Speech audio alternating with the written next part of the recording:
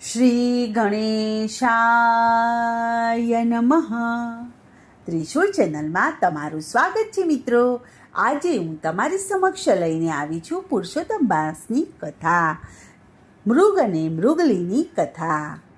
પુરુષોત્તમ માસની શરૂઆત થઈ એટલે ભાવિક ભક્તો પ્રાંતઃકાળે નદીએ સ્નાન કરવા આવી અને જતા હતા.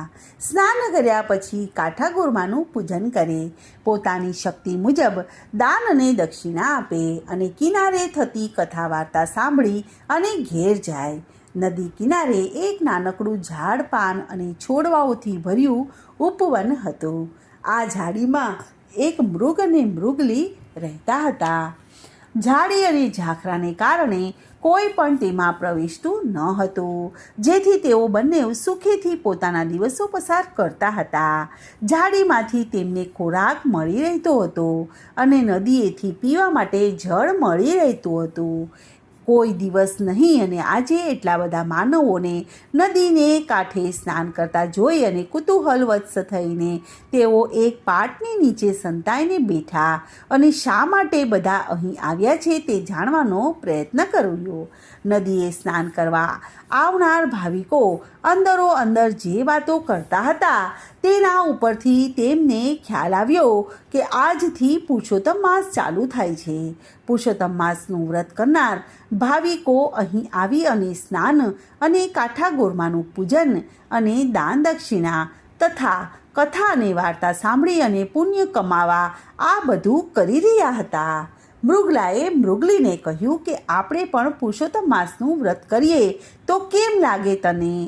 જો કોઈ પુણ્યકાય થાય તો આપણો પણ ઉદ્ધાર થઈ જાય. મૃગલીએ કહ્યું કે તારી વાત સાચી છે, પણ આપણે નદીમાં નાહવું શી રીતે? ત્યારે મૃગલાએ વિચાર કરીને જણાવ્યું કે જો આપણે જે પાટ નીચે બેઠા છીએ તે પાટ ઉપર નાહવા આવનાર પોતાના વસ્ત્રો નીચોવે છે, કેટલાક એમને એમ તેના ઉપર સૂકવે છે. જો આપણે અહીં ઊભા રહીશું તો તિરાડમાંથી ભીના વસ્ત્રોનું પાણી આપણા શરીર ઉપર આવશે, જેથી આપણે માનીશું કે આપણે સ્નાન કર્યું છે. જો આ બાજુમાં જ મહારાજ બેઠા બેઠા કથા અને વાર્તા કહે છે તે આપણે શાંત ચિત્તે સાંભળીશું. મૃગલાની વાત સાંભળી અને મૃગલી તો રાજી રાજી થઈ ગઈ, પણ કંઈક વિચાર આવતા તે બોલી કે જો આવનાર બધા ભક્તો દાન દક્ષિણા કરે છે, કોઈ પૈસાનું દાન કરે છે, તો કોઈ અન્ન દાન કરે છે, તો કોઈ વસ્ત્ર દાન કરે છે. આપણી પાસે તો નથી અન્ન વસ્ત્ર કે નથી પૈસો, તો હવે આપણે દાન શું કરી શકવાના હતા? વળી પાછા મૃગલો અને મૃગલી મૂંઝાઈ ગયા.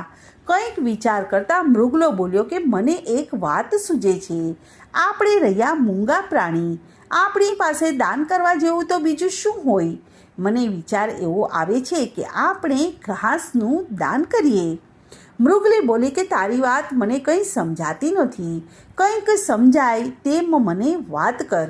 મૃગલો બોલ્યો કે જો સાંભળ, સામે એક ગાય દેખાય છે, તે આપણે આપણા ઝાડામાંથી લીલું ઘાસ તોડી લાવી અને ગાયને ખવડાવીએ.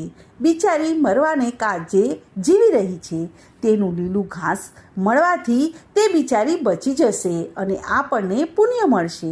આમ પણ ગાય તો સૌની માતા કહેવાય છે. બંનેને આ વાત ગમી ગઈ. તેમણે પણ પુરુષોત્તમ માસનું વ્રત તે જ ઘડીથી કરવાનો સંકલ્પ કરી લીધો અને પોતાની યોજના મુજબ વર્તવા લાગ્યા. તેઓ તો લીલું કૂણું ઘાસ ઝાડીમાંથી તોડી લાવી અને કૃષ ગાયને ખવડાવવા લાગ્યા. ગાય ઘણી ભૂખી હતી, ઊભી પણ થઈ શકતી ન હતી. લીલુંછમ ઘાસ ખાવાનું મળવાથી એનામાં કંઈક શક્તિ આવી. તે તો મૃગલા અને મૃગલી ઉપર ઘણી બધી રાજી થઈ ગઈ. સવારે પાટ નીચે બેસી અને સ્નાન કરવું, બાજુમાં થતી કથા અને વાર્તા સાંભળવી અને ગાયને લીલું ઘાસ ખવડાવવું તે તેમનો નિત્ય ક્રમ થઈ ગયો હતો. ગાય તો હવે હષ્ટપુષ્ટ થવા લાગી. આમ કરતાં છેલ્લો દિવસ આવી પહોંચ્યો ત્યારે ગાયને વાંચા ફૂટી. ગાય તો મૃગલા અને મૃગલીને ઉદ્દેશીને બોલી કે તમે પુરુષોત્તમ માસ નિમિત્તે જે વ્રત કરી રહ્યા છો એ જોઈને હું પ્રસન્ન થઈ છું. છું. તમે મારી વાત ધ્યાન દઈને સાંભળો. તમે તો અબોલા પ્રાણી હોવા છતાં પુરુષોત્તમ ભગવાનનું વ્રત કરી સ્નાન, કથા, વાર્તા અને દાન કરો છો. તેનું ફળ તમને અવશ્ય મળશે.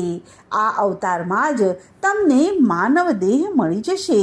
પરંતુ આમ કરવા માટે તમારે મારી એક વાત માનવી પડશે. ગાયની વાત સાંભળીને મૃગલો અને મૃગલી ધન્ય થઈ ગયા. તેમણે કહ્યું કે હે ગાય માતા, તમે જેમ કહેશો તેમ અમે કરીશું. જો આ અવતારમાંથી જ અમારી મુક્તિ થઈ અને માનવ અવતાર મળે તો એનાથી રૂડું છું. તમે જે કહેશો તેમ અમે બંને કરીશું. ગાય બોલી કે આજે પુરુષોત્તમ માસનો છેલ્લો દિવસ છે. આજે રાત્રે સ્વયં ભગવાન પુરુષોત્તમ કાલદાયના વૃક્ષો પર પ્રગટ થશે.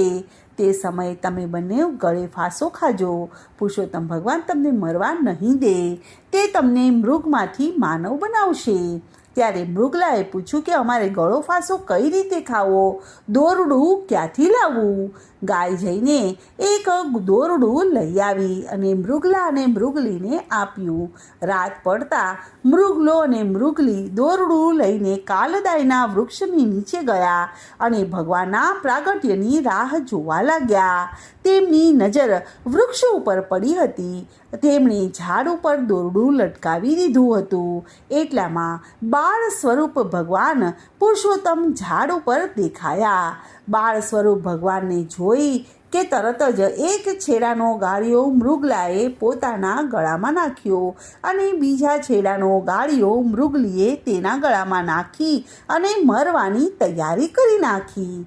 બાળ સ્વરૂપે ભગવાન પુરુષોત્તમ મરક મરક હસતા તેમને મરતા રોકી અને પૂછવા લાગ્યા કે તમે બંને આ શું કરી રહ્યા છો? હું તમને તારવા માટે જ અહીં આવ્યો છું. તમે પશુ હોવા છતાં પણ પૂર્ણ શ્રદ્ધા સાથે મારું વ્રત કર્યું છે. તેનું ફળ તમને અવશ્ય મળશે. આટલું કહી અને પ્રભુએ બંનેની ઉપર અમૃતના છાંટણા નાખ્યા કે મૃગલો પુરુષ બની ગયો અને મૃગલી સ્ત્રી બની ગઈ. તેઓ બંને પ્રભુના ચરણોમાં ઢળી પડ્યા. બંનેને હર્ષના આંસુ વડે પ્રભુના ચરણ પખાળવા લાગ્યા.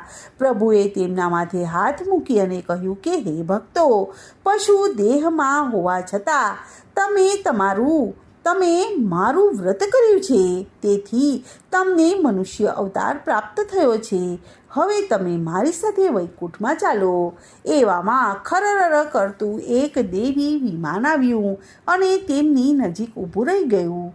ભગવાને બંનેને તેમાં બેસાડ્યા અને પોતે પણ તેમાં બેસી ગયા. થોડીક જ વારમાં વિમાન વૈકુંઠમાં આવી પહોંચ્યું. પુરુષોત્તમ માસના વ્રતના પ્રતાપે તેમનો ઉદ્ધાર થઈ ગયો. બોલો પુરુષોત્તમ ભગવાનની જય. તો મિત્રો, આજની આ કથાને હું અહીં વિરામ આપું છું. કાલે ફરીથી આવીશ એક નવી કથા અને વાર્તા લઈને. ત્યાં સુધી બધાને મારા જય શ્રી કૃષ્ણ. ધન્યવાદ.